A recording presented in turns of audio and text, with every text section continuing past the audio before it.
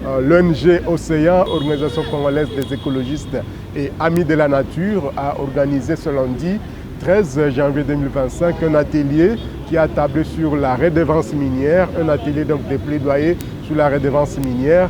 Qu'est-ce qui a été dit au cours de cet atelier qui a mis autour d'une table non seulement certaines personnalités du Conseil économique et social dans l'objectif de faire un avis ou de proposer un avis au gouvernement par rapport à la redevance minière. Suivez plutôt les détails dans ce reportage que nous vous proposons.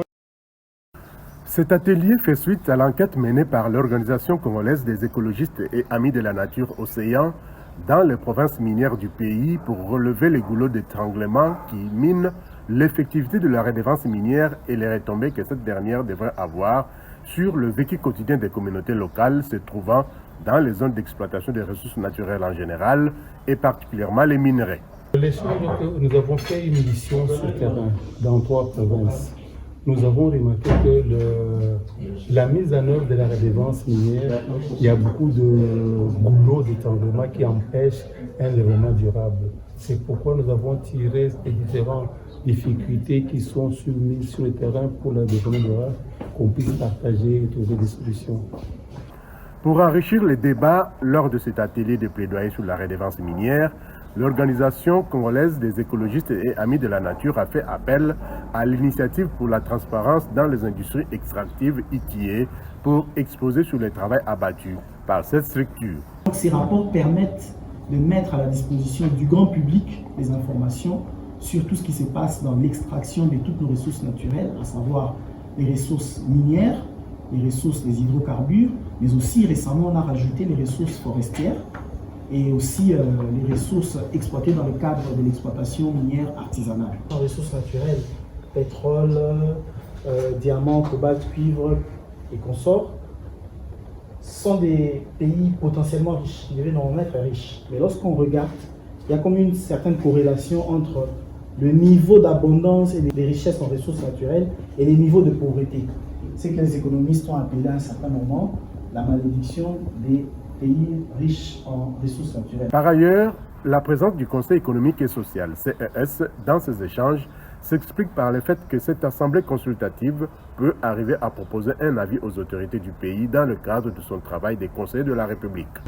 Il faut d'abord que nous puissions dire merci aux organisateurs, c'est-à-dire à l'Océan et à l'ITIE pour avoir organisé cet atelier.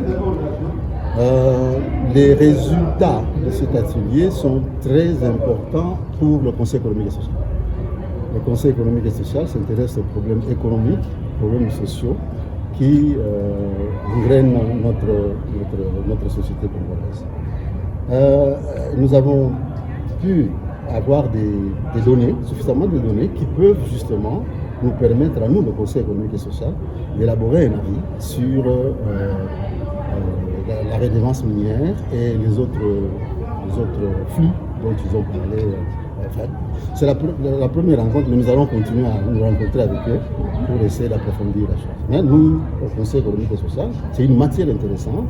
Quand nous allons arriver au Conseil économique et social, nous allons voir comment nous allons élaborer tout cela pour que nous puissions vraiment nous donner le produit final, qui est l'avis à adresser aux autorités.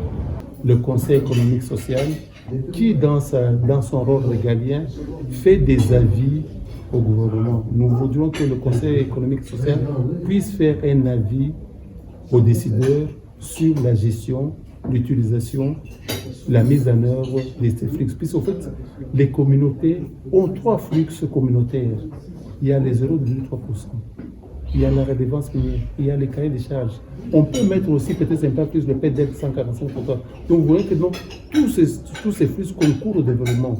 Mais si ces différents flux ne sont pas harmonisés, on n'aura pas un des résultats palpables. Et puis vous allez voir certains chefferies qui ont 37 millions de dollars, 27 millions de dollars, plus que certaines provinces. Mais quand vous allez dans ces provinces-là, vous ne voyez pas que cette chefferie, ce secteur a eu 37 millions de dollars. Ce qui permettra donc aux autorités de prendre des mesures qui s'imposent dans le cadre de l'affectation juste des fonds provenant de la redevance minière en République démocratique du Congo pour un développement durable de la population congolaise de façon générale et les communautés impactées directement par les effets de l'exploitation des ressources naturelles. Parmi les différents groupes, d'abord, la question de la note de débit qui n'est pas respectée. La question de la note de perception que les entités ne gèrent pas, n'ont pas la même mise sur la note de perception.